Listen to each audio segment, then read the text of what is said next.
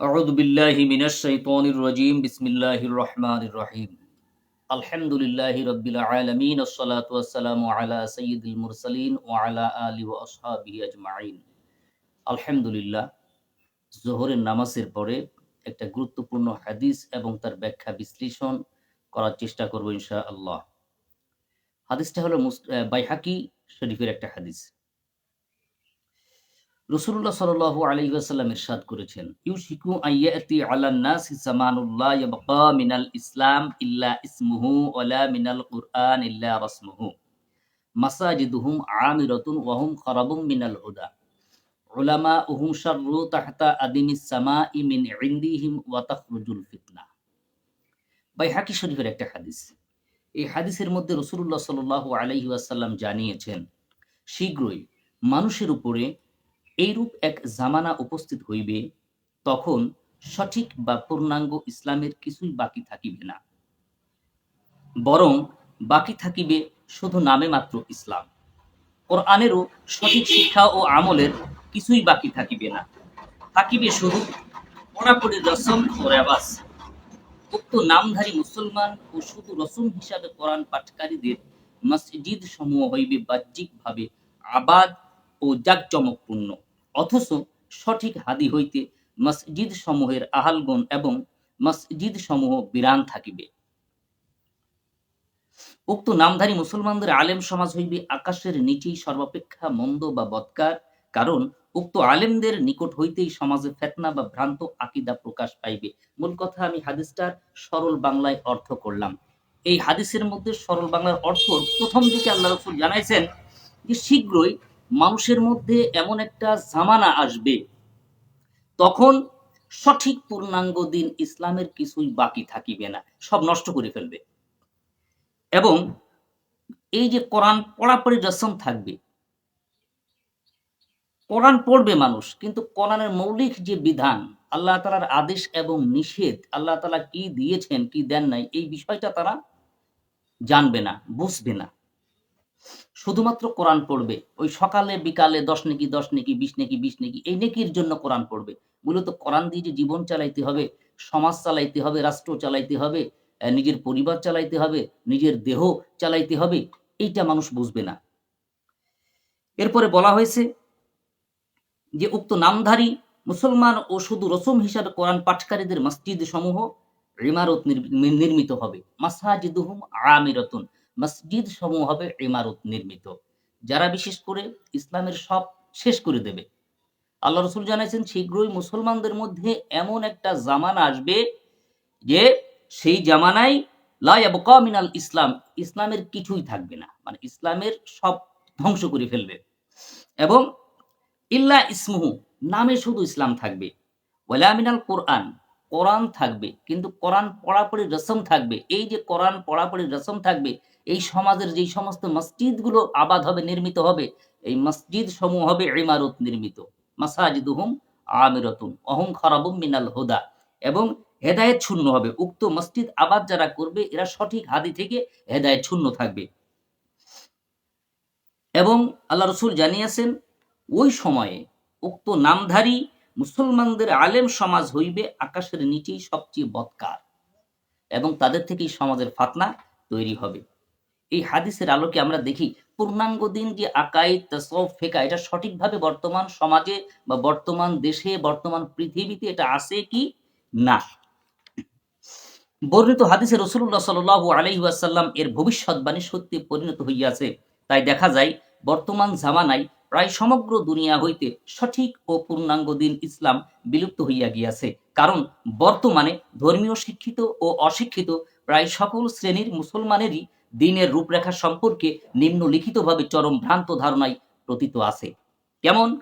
যেমন, আমরা সবাই মনে করি আমরা পূর্ণাঙ্গ দিন ইসলামের মধ্যেই আছি। আসলে সত্যিকারের পূর্ণাঙ্গ দিন ইসলামের মধ্যে আছি কিনা, এই ব্যাপারে আমাদের দেখতে হবে।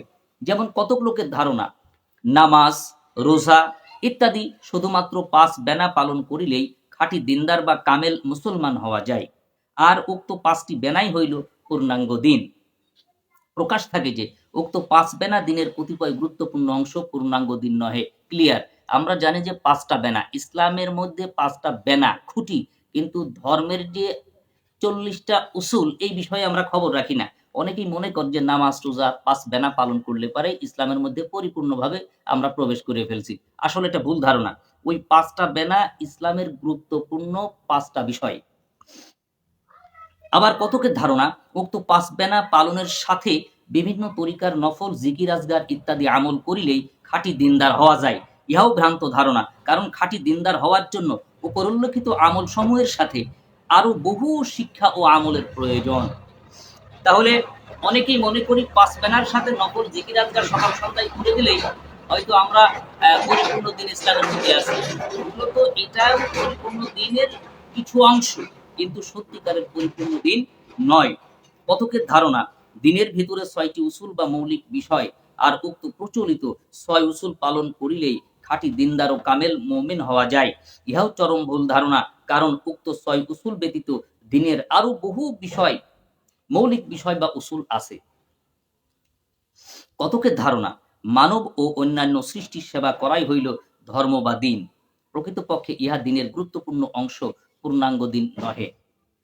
কতক লোক আছে যাহারা শুধু সম্মিলিতভাবে ভীষণ আওয়াজের সহিত বাদ্য বাজনা সহ জলি জিকির করে ও পীরের পায়ে সেজদা করে, আর ইহাকেই সঠিক পথ বা দিন মনে করে। ইহাও চরম পর্যায়ের গোমরাহি। কতকের ধারণা নামাজ, রোজা ইত্যাদি আদায় করা এবং সুদ, ঘুষ, জুলুম, চুরি, ডাকাতি ইত্যাদি অন্যায় কাজের বিরুদ্ধে জিহাদ করাই হইল প্রকৃত দিন। অথচ বাস্তব সত্য হইল উহা দিনের কতিপয় ও গুরুত্বপূর্ণ মৌলিক বিষয়, কিন্তু পূর্ণাঙ্গ দিন নহে। মোট কথা, বর্ণিতভাবে পৃথিবীর বিভিন্ন এলাকায় আল্লাহর দিনের রূপরেখা সম্পর্কে বিভিন্ন প্রকারের আংশিক ও ভ্রান্ত ধারণা রহিয়াছে। মহান আল্লাহ তাআলা কোরআন মাজিদের ৪র্থ পারা সূরা আলে ইমরানের ১৩৯ নম্বর আয়াতে ঘোষণা করেছেন, ওয়া আনতুমুল আ'লাউনা ইন কুনতুম মুমিনিন। তোমরাই হবে বিজয়ী যদি তোমরা সিফাতি মুমিন হও। বর্ণিত আয়াতের মর্মানুযায়ী দেখা যায় পূর্ব জামানার মুসলমানগণ সত্যিই বিজয়ী ছিলেন। যথা বদরের যুদ্ধে মাত্র ৩১৩ জন মুসলমান ১০০০ উদ্ধর্ষ কাফের সৈন্যের সাথে যুদ্ধ করিয়া বিজয় লাভ করিয়াছে। হযরত ওমর রাদিয়াল্লাহু তাআলা আনহু অর্ধ পৃথিবীর শাসন করিয়াছেন। বিজাতিদেরকে মুসলমানেরা শাসন করিত।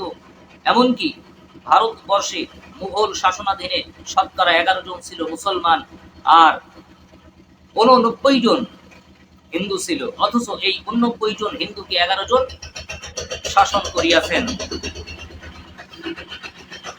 অতীতের মুসলমানগণ ভেজাল ও ধোঁকা দিতে জানিত না, তাই বিজাতিরা পর্যন্ত মুসলমানদের দোকান হইতে সওদা বা মালামাল ক্রয় করিত। গরিব মুসলমানদের কাছে হাজার হাজার টাকা জমা রাখিত, বিনা দলিলে জমি ক্রয় বিক্রয় করিত। আর বর্তমানে দেখা যায় তাহার উল্টা।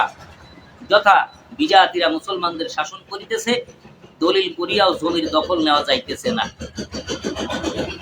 অথচ আল্লাহ রহমতে মসজিদ মাদ্রাসার সংখ্যা বাড়িয়াছে, আর বাড়াও উচিত, যেহেতু প্রত্যেক মুসলমানের উপর দ্বীনি ইলম শিক্ষা করা ফরজ।